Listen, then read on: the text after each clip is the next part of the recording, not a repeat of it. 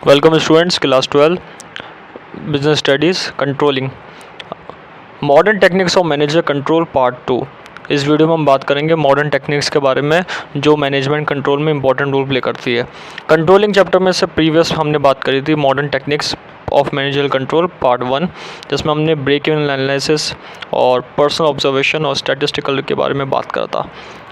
इस वीडियो में हम बात करेंगे modern techniques of managerial control part 2, जिसमें हम budgetary control, return on investment, ratio analysis, management audit और मैनेजमेंट इंफॉर्मेशन सिस्टम के टॉपिक को हम कवर करेंगे।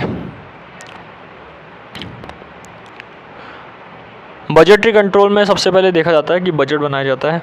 कंपनी बजट बनाती है ऑर्गेनाइजेशन के अंदर, और बजट ऐसा बनाया जाता है जिसमें प्रॉपर्ली रिसोर्सेज जितने भी हैं उनको प्रॉपर्ली यूज़ हो सके। जैसे ह्यूमन रिसोर्सेज है, physical resources, financial resources, raw material, money properly use हो सके, उनका वेस्टेज कम हो। तो इस तरीके से बजट बनाया जाता है, बजट को कंट्रोल करा जाता है। रेवेन्यू और एक्सपेंसेस में बहुत फोकस करा जाता है, रेवेन्यू को देखा जाता है कितना इनकम अर्न करना है, कितना एक्सपेंडिचर करना है, उस चीज़ को भी यहाँ पे देखती है कंपनी। तो ये एक ऑर्गेनाइजेशनल ऑब्जेक्टिव को अटेन करने में, ऑर्गेनाइजेशनल ऑब्जेक्टिव को अचीव करने में हेल्प करता है। बजटरी कंट्रोल में प्रॉपर यूटिलाइजेशन होता है रिसोर्सेज का। एक तरीके से अगर बजट बनाया जाएगा, बजटिंग बना के वर्क करा जाएगा, बजट बना के जिसमें सारे एक्सपेंसेस की एक लिस्ट तैयार हो जाती है, सारे खर्चों की लिस्ट तैयार हो जाती है, सारे एक्सपेंसेस देखे जाती है, कौन कौन से खर्चे करने हैं, कौन कौन से खर्चों से कहाँ इनकम करनी है। तो वो सारी चीज़ें एक मोटिवेशन का सोर्स बन जाती है एम्प्लॉय का। एम्प्लॉय मोटिवेट होकर और उस चीज़ को इम्प्रूव करने में लग जाता है। तो एक बजटिंग एक इम्पॉर्टेंट सोर्स है जो मोटिवेशन लेकर आता है। एक तरीके से ऑर्गेनाइजेशनल ऑब्जेक्टिव को अचीव करने में भी हेल्प करता ही है, और बिजनेस में भी कंट्रोलिंग के हिसाब से बहुत अच्छा है। कंट्रोलिंग का जो पार्ट है और स्पेशली मैनेजर कंट्रोल में एक्सपेंसेस और रेवेन्यू को मीट करने में हेल्प करता है। तो एक budget control very important part है जो मॉडर्न टेक्निक में काम में आता है। इसके बाद रिटर्न ऑन इन्वेस्टमेंट, ये एक ऐसी टेक्निक है जो टारगेट को मेज़र करती है, कितना कैपिटल आपने लगाया और कितना उसका ROI आया। ROI यानी कि रिटर्न ऑन इन्वेस्टमेंट। ये देखा जाता है ओवरऑल परफॉर्मेंस कंपनी की बताता ही है, और कंपनी के ओवरऑल परफॉर्मेंस को मेज़र करने के लिए ही ये यूज़ करा जाता है। इसको कैलकुलेट करने का फॉर्मूला है net income upon total investment. Net income और टोटल इन्वेस्टमेंट को जब हम कैलकुलेट करते हैं और नेट इनकम का डिवाइड देते हैं टोटल इन्वेस्टमेंट में, तो रिटर्न ऑन इन्वेस्टमेंट कैलकुलेट होता है। तो एक इंपॉर्टेंट रोल प्ले करता है return on investment net income को कैलकुलेट करने में, और टोटल इन्वेस्टमेंट में आपने जो इन्वेस्ट करा उससे कितना आपको इनकम मिला उस चीज़ को कैलकुलेट करने में हेल्प करता है। सो आपने कितनी कैपिटल लगाई, उस कैपिटल से कितना कैपिटल फॉर्मेशन करा, वो चीज़ को एक इंपॉर्टेंट रोल प्ले करता है रिटर्न ऑन इन्वेस्टमेंट टेक्निक। ये बताती है कंपनी कितना पैसा लगा रही है और कितना उसका रिटर्न मिलेगा। तो एक मॉडर्न टेक्निक है और कंट्रोलिंग में बहुत एक इंपॉर्टेंट रोल प्ले करती है। रेशियो एनालिसिस, रेशियो एनालिसिस में 4 टाइप के रेशियो एनालाइज करती है कंपनी, जैसे liquidity ratio, cash, short term में कैश कितना मेंटेन है, करंट रेशियो के रेशियोज़ का एग्जांपल है। शॉर्ट टर्म में कंपनी कितना कैश मेंटेन करेगी, शॉर्ट टर्म के अंदर कितना पैसा रहेगा कंपनी के पास। शॉर्ट टर्म यानी कि मैक्सिमम 1 ईयर तक कितना पैसा और कितना असेट रहेगी कंपनी के पास, उस चीज़ को मेनटेन करने के लिए लिक्विडिटी रेशियो, उस चीज़ को एनालाइज करने के लिए लिक्विडिटी रेशियो कैलकुलेट करा जाता है। सॉल्वेंसी रेशियो में लॉन्ग टर्म सॉल्वेंसी देखी जाती है, कितनी फिक्स असेट है कंपनी के पास, कितनी ऐसी असेट्स है जो लॉन्ग टर्म में चलेगी, कितना इंटरेस्ट मिलेगा आपको, कौन सी असेट परचेस करने में, कौन सी असेट को इन्वेस्टमेंट करने पे, कौन सी असेट में पैसा लगाने से कितना इनकम क्रिएट होगा, वो चीज़ यहाँ पे रेशियो एनालिसिस में आती है सॉल्वेंसी के अंदर।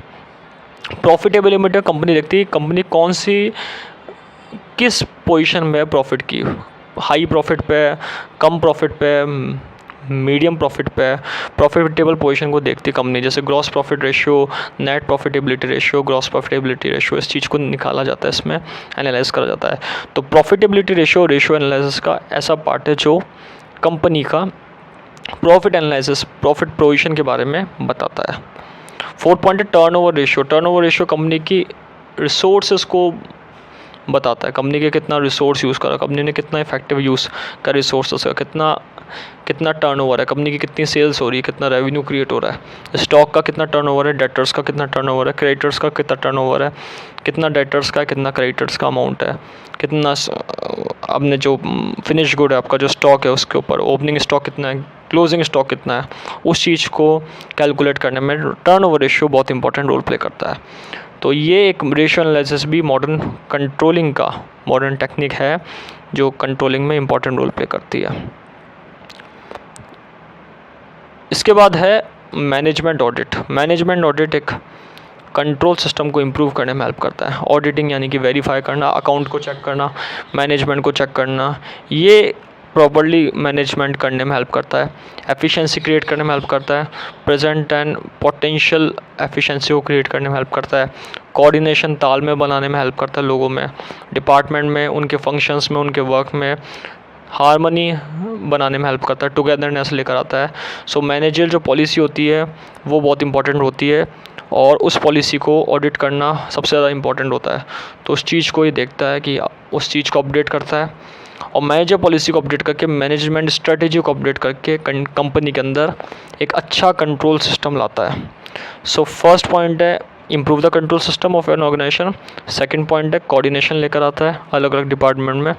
थर्ड पॉइंट है प्रेजेंट एंड पोटेंशियल एफिशिएंसी को बढ़ाता है, आज की और पहले की जो पास्ट एक्सपेंस है उसको लेकर फ्यूचर की पोटेंशियल बढ़ाने में हेल्प करता है। मैनेजमेंट अच्छा करना सिखाता है, जो गलती है उनको बताता है और मिस्टेक्स को एरर को रेक्टिफाई करता है, सही करता है, ये चीज़ इसमें आती है। मैनेजमेंट इंफॉर्मेशन सिस्टम क्या है? मैनेजमेंट से जुड़ी हुई सारी लेवल की जानकारी कलेक्ट करता है और उनको प्लानिंग में, डिसीजन मेकिंग में, कंट्रोलिंग में हेल्प करता है। कलेक्शन ऑफ मैनेजमेंट अलग अलग लेवल पे हेल्प करता है, अलग अलग लेवल पे मैनेजमेंट इंफॉर्मेशन कलेक्ट करता है और ये एक MIS सिस्टम बहुत फेमस सिस्टम है जो मॉडर्न टेक्निक का हिस्सा है, कंपनी में काम आता है। क्वालिटी ऑफ इंफॉर्मेशन को सही करता है, इंफॉर्मेशन कलेक्ट करके उनको फीडबैक देता है मैनेजर्स को और उनको काम करना सिखाता है किस तरीके से आप काम कर सकते हो मार्केट के अंदर। तो ये सारी टेक्निक जो है ये हमने पढ़ी, ये एक तरीके से मॉडर्न टेक्निक है और मॉडर्न टेक्निक के अंदर मैनेजर कंट्रोल है, किस तरीके से मैनेजर कंट्रोल करा जाए, मैनेजमेंट में कंट्रोल लेकर आ सके, उस चीज़ को ये बता रखा है। इसमें हमने आज पढ़े budgetary control, return on investment, ratio analysis, management audit और management information system. Thank you.